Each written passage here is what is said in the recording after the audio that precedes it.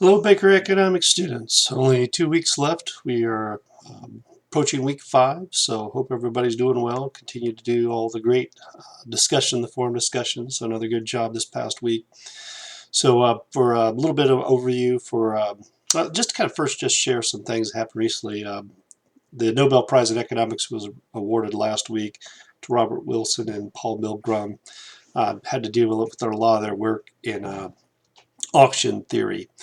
And the benefit to society was it kind of not only got the best value for whoever the parties were that were holding the auction, it also created value for others. So, in the sense of within the economy for individuals. So, a good example, like when I was at Sprint many years ago, we would buy the wavelengths of the frequencies for the cellular phone services, and it was through an auction process through the government. So, they're saying a lot of the things that they implemented and advised during these auctions have really helped people. So good for them. So a little bit about our economy. It's right now the market is still doing well, so that's encouraging. But obviously, with unemployment at 7.9%, consumer price index was zero point 0.2, I think, in September.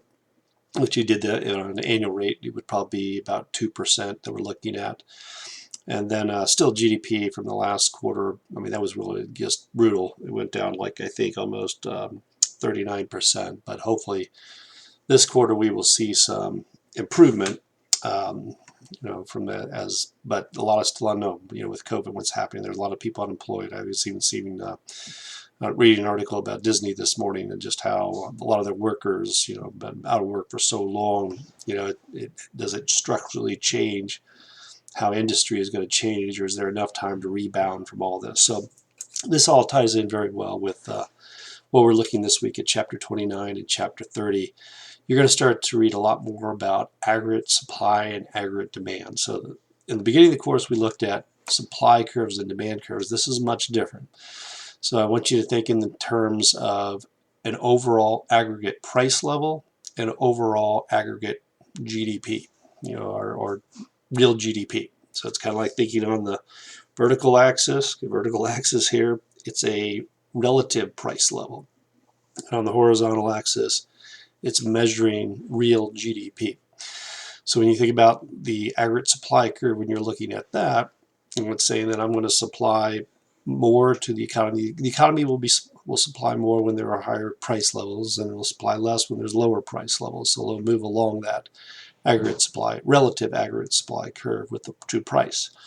But they also mentioned there could be factors that can change the aggregate supply curve. There could be increases in productivity, adjustments to real wage and expectations. So, but back in the 70s, we saw a lot of aggregate supply shocks from the oil embargoes in 73 and 79. So this actually shifted the supply curve in and reduced nominal GDP or real GDP and actually increased the price level. So you read about that in the chapter about cost push inflation. But there is also examples of, on the aggregate demand side, the next thing that we'll look at.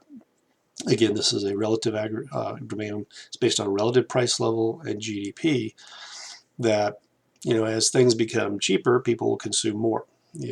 Most of our wages stay fixed in a given year, but if overall price levels drop, we can consume more goods and services, and that's a benefit to us. Just as relative prices get higher, and we typically have very sticky wages or income in a given year, we consume less. So it's movements along that. And then eventually what you'll get to is in your readings, you're going to look at this kind of equilibrium, that crossing point that will reach a point in the economy. But another example of demand pull inflation that you read about is that the aggregate demand curve moves out too quickly. We definitely don't have that happening right now. We definitely have big shifts in aggregate demand curve because of COVID-19, but demand pull inflation can say that's just going to push up the price level and no real changes in real GDP. So last week we looked a lot at the monetary side about how the institution can pump up the money supply in order to try to create lower interest rate environments that encourages you to go out and consume more because loans are lower. Of course, the question is, will people do this? Is this enough to stimulate the economy? The alternative is that there is fiscal policy, and that is direct government expenditures or changes in the tax policy. So expansionary fiscal policy says that I'm going to spend more money. That's kind of the debate of the second round of stimulus checks right now in our government and all the politics, where they can get, I doubt they'll get something done before the election. Or you could actually, as we said, you could decrease taxes. So that was just something thrown around to give people more money in the hopes that they go out and they consume. Contractionary would say that I'm going to increase taxes or I'm going to decrease government expenditures. So right now it's kind of a combination of how do we spend money in the right ways, kind of make that shift from consumers to the government. That's what we're trying to do in that aggregate expenditures equation, if you remember that from previous weeks when we looked at how we calculate GDP, the C plus the I plus the G plus the net export. So think of it as a shift from C, consumption, which is 2/3 the economy, to the government. And that's one of the concerns right now is the government not filling in that gap. And also, there's always concerns about creating debt, but the idea in theory is that do we need to do something now? Because as our current Federal Reserve Chairman said about a week ago, is that if we don't do something now, it's just going to kind of delay and prolong the recession. So we'll see what happens. So a lot of things happening here in the next month. So anyway, in terms of some other things you're going to read about the business cycle. And then when you get into chapter 30, you're going to understand a little bit more the intricacies or the nuances of how fiscal policy through the multiplier, a basic definition of the multiplier is 1 over 1 minus the marginal propensity to consume. So I want you to think of it this way. If I go out and let's say that Robert produces something for $1 and I purchase that for $1, that good was produced for $1. And if the marginal propensity to consume is 75%, that says that Robert, or for myself, whoever receives that $1 and they get that $1, if it's Robert, then he's going to decide, I'm going to save 25 cents, and I'm going to spend 75 cents. And then that 75 cents goes to the next person to buy a good or service. And out of that 75 cents, so again, 25% of that, if you think about that, that's probably 7.5 plus 7.5 and half of that. So about maybe another 20 cents of that. So another 55 cents goes to buy the next good and service. So I really want you to think about these rounds of expenditures that are happening.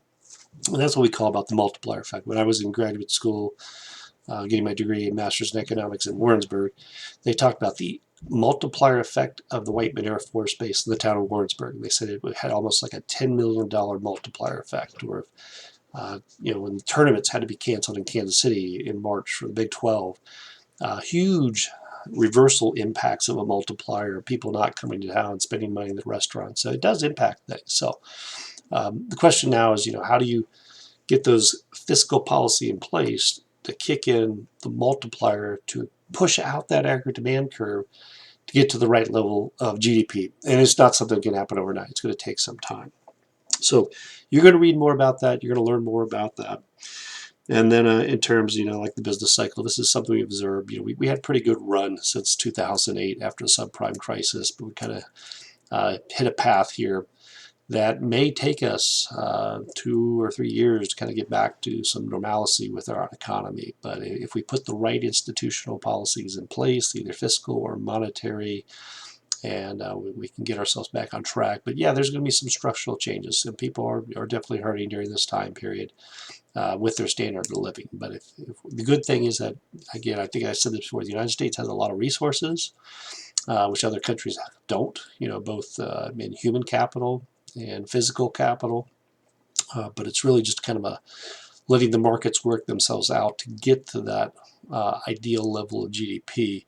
But definitely government intervention in the markets, either through monetary or fiscal, can help or hurt how we get there in the long run. And that's what you're going to look at. Ideally, too, I want you to think about this aggregate supply curve. In the long run, it is perfectly inelastic. That's why you see it as a vertical curve. There's only so much you can produce in a given period of time. That goes back to our production possibility curve analysis that we did early in the course. But anyway, I want to give you kind of a quick overview of the week and the readings to come. Jump in early, post in those forum discussions. People are doing a good job. But if you have any questions, do send me an email. And otherwise, have a great week, and hopefully you're getting to experience some cooler weather in some places. So take care.